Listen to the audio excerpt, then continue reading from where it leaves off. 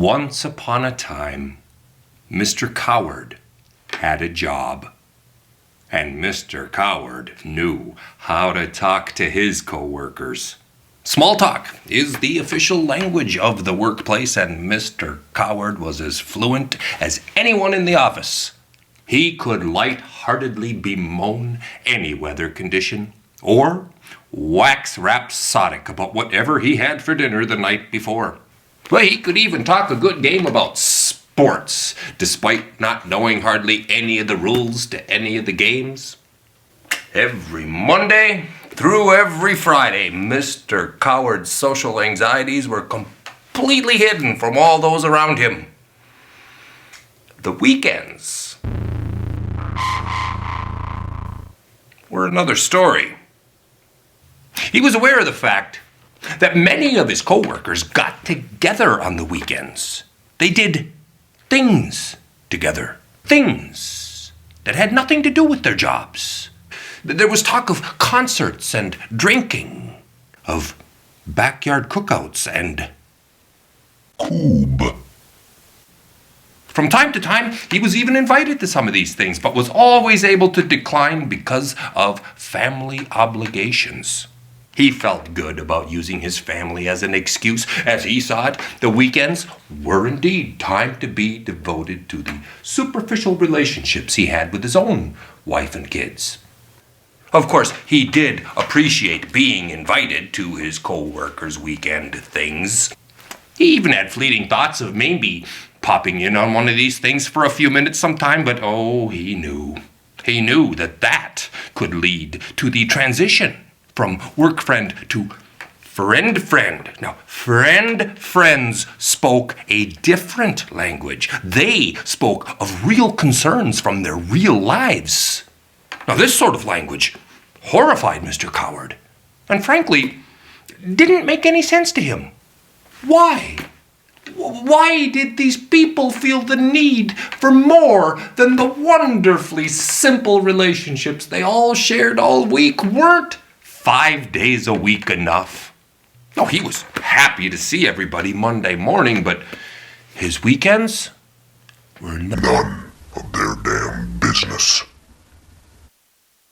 Well, fortunately for Mr. Coward, he and his co-workers lived in a pretty big city. This meant that he could pretty freely go about his weekend business with little fear of running into any of them. But chance meetings did occur. Mr. Coward had a keen eye for such meetings and could usually spot a free-range co-worker before they spotted him. And he was a master of evasive moves. If he saw a co-worker coming toward him on the sidewalk, he could effortlessly cross the busiest of streets without provoking a single car horn. He could disappear into a crowd like a ninja, vanishing into a darkened woods. But of course, now there were those times that there was no crowd to disappear into, no traffic to run through, times that he had to simply dart into the nearest store and covertly spy through the shop window until the coast was clear. Now, this maneuver sometimes caught the eye of a store worker who might find his behavior suspect. On many occasions, Mr. Coward found himself alleviating a store clerk's ire by buying something to legitimize his presence. This was how he bought his Sleep Number bed, and how he switched from Verizon to T-Mobile. On one particular Saturday morning, Mr. Coward was out for a jog, enjoying some precious alone time away from his family, when suddenly he spotted a co-worker.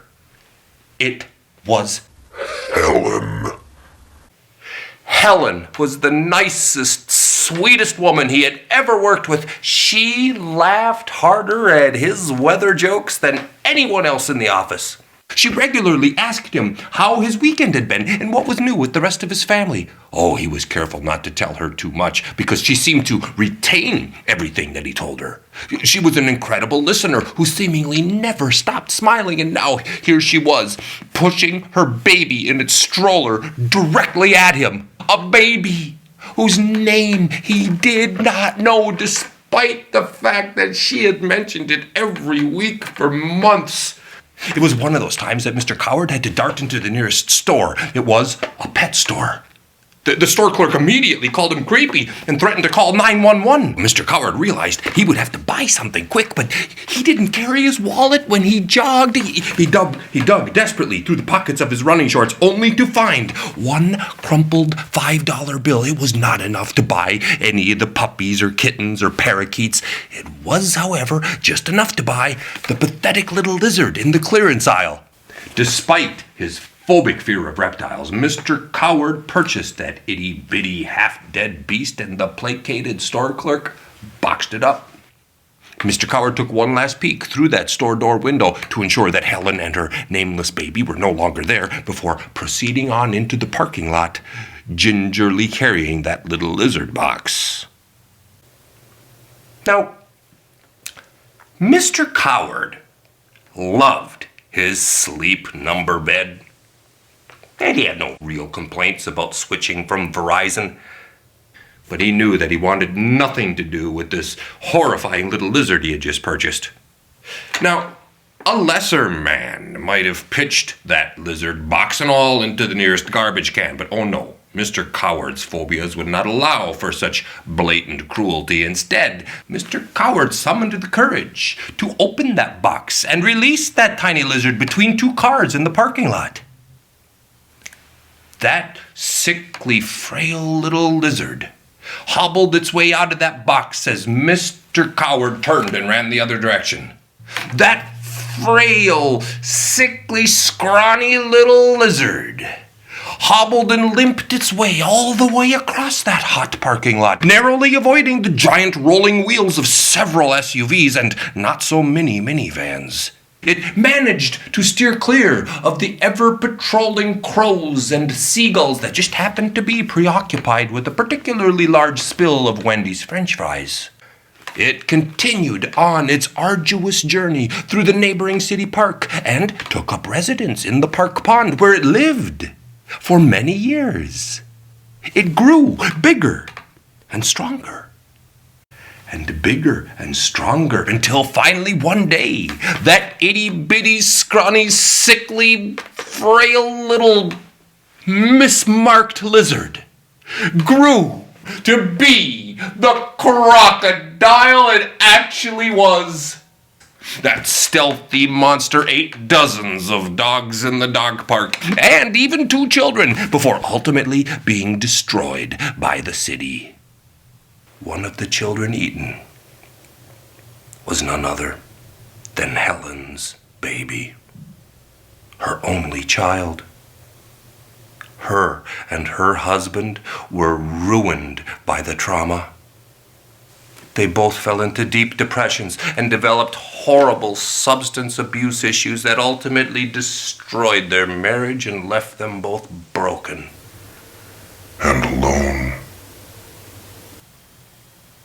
Ironically, the other child eaten was Mr. Coward's youngest daughter. He never jogged in that part of the city again, and from that day forward always made sure there was a credit card in his running shorts pocket.